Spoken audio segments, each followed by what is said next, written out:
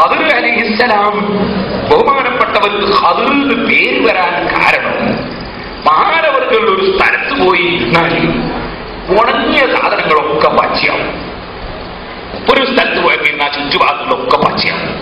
അപ്പൊ വലിയവനും മൽക്കാനാണ് ഖദറിന്റെ പേര്. പക്ഷെ മൂപ്പർക്ക് ഖദർ എന്നൊക്കെയുള്ള പേര് വന്നത് എങ്ങനെ?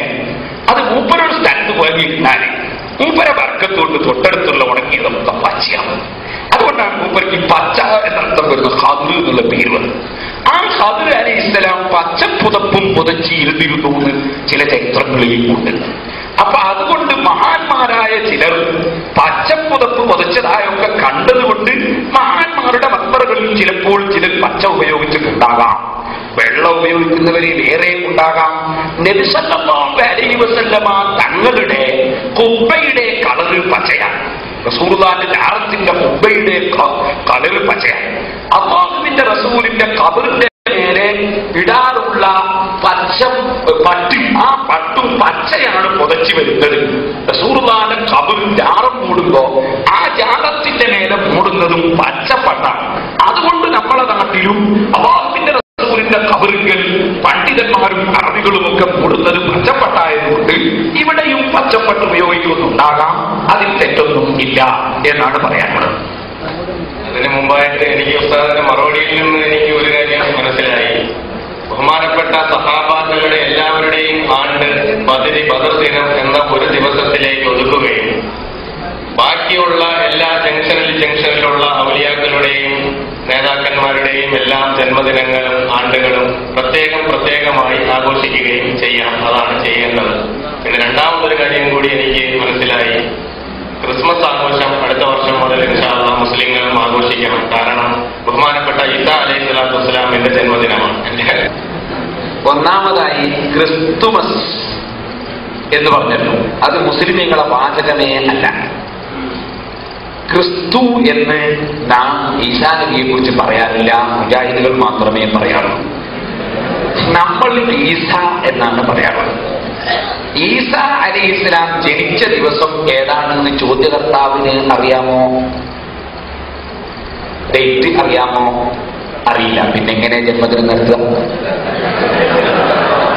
അതുകൊണ്ട് അതിന്റെ ഡേറ്റ് ഒന്ന് എനിക്ക് അറിയിച്ചതിന് ശേഷം അതിന്റെ മറുപടി ഇൻഷാ അല്ലാഹ് പറയാവുന്നതാണ്. നമ്മൾ ക്രിസ്ത്യാനികളുടെ പാതിമാര് പറയുന്ന ഡേറ്റ് നോക്കിയിട്ട് നമുക്കൊരു കാര്യം നടത്തിക്കൂടല്ലോ. നമുക്ക് നമ്മളുടേതായ ഗ്രന്ഥത്തിൽ ഈസാ നബി അലൈഹിസ്സലാം ജനിച്ച ദിവസം റബീഉൽ അവ്വലാണോ, റബീഉൽ ആഖിറിലാണോ, ജമാദുൽ അവ്വലാണോ എന്ന് കിട്ടണ്ടേ? ഡിസംബറും ജനുവരിയും നമ്മൾ ഉദ്ദേശിക്കുന്ന മതകാര്യങ്ങൾക്ക് വേണ്ടി തെരഞ്ഞെടുക്കുന്ന മാസങ്ങളല്ലല്ലോ. അതുകൊണ്ട് അത് ജന്മദിനം കിട്ടാത്തത് കൊണ്ട് അതേതായാലും നടപ്പാക്കണ്ടെന്ന് ഇപ്പൊ പറയാൻ. രണ്ടാമതായി പിന്നൊരു കാര്യം, നമ്മൾ ബദരീങ്ങളതൊക്കെ ഒന്നായിട്ടൊക്കെ നടത്തി ഒപ്പിച്ച് അതേ സമയത്ത് നമ്മളെ ഔലിയാക്കളതൊക്കെ വെവ്വേറെ നടത്തി എന്ന് പറഞ്ഞല്ലോ. അത് ഇതിനെ സംബന്ധിച്ച് മനസ്സിലാക്കാത്തതുകൊണ്ടാണ്. നമ്മൾ ഏത് മഹാന്മാരുടെ ആണ്ട് നേർച്ച കഴിക്കുമ്പോഴും എല്ലാ മഹാന്മാരെയും അതിൽ ഉൾപ്പെടുത്തും. അതുകൊണ്ടാണ് മുഹീദ്ദീൻ ശൈഖിന്റെ ആണ്ട് കഴിക്കുമ്പോഴും ഫാത്തിഹ ഓതുന്നത് എങ്ങനെയാണെന്ന് മനസ്സിലാക്കിയിട്ടുണ്ടോ? ഇലാ ഹദ്റത്തി നബി മുഹമ്മദിൻ സല്ലല്ലാഹു അലൈഹി വസല്ലം അൽ ഫാത്തിഹ. അപ്പോ മുഹീദ്ദീൻ ശൈഖിന്റെ ആണ്ടിന് ഫാത്തിഹ റസൂലുള്ളാഹിന്റെ ഹദ്റത്തിലേക്ക് ആദ്യം പറയും. പിന്നെ പറയുന്ന ഇലാ ജമീഇൽ അംബിയാഇ വൽ മുർസലീൻ, എല്ലാ അംബിയാവും. പിന്നെ പറയുന്ന ഇലാ ജമീഇ അസ്ഹാബി റസൂലില്ലാഹി റസൂലുള്ളാഹിന്റെ എല്ലാ സഹാബികളും. പിന്നെ എല്ലാ ഔലിയാക്കൾക്കും എല്ലാ സാലിഹീനും.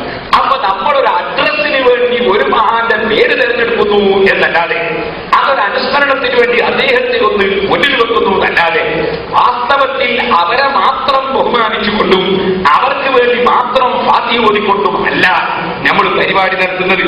പരിപാടി നടത്തുന്നത് എല്ലാവർക്കും വേണ്ടിയാണ്, എല്ലാവരെയും ബഹുമാനിച്ചുകൊണ്ടുമാണ്. അപ്പൊ എത്രത്തോളം ആണ്ടുകൾ നടക്കുന്നുണ്ടോ അത്രത്തോളം ഓരോ സഹാബികൾക്കും ഓരോ നബിക്കും തീർച്ചയായിട്ടും നബി സല്ലല്ലാഹു അലൈഹി വസല്ലം തങ്ങൾക്കും ആദരവും ബഹുമാനവും പ്രകടിപ്പിക്കുകയാണ് സുന്നി പണ്ഡിതന്മാർ ചെയ്തുകൊണ്ടിരിക്കുന്നത്.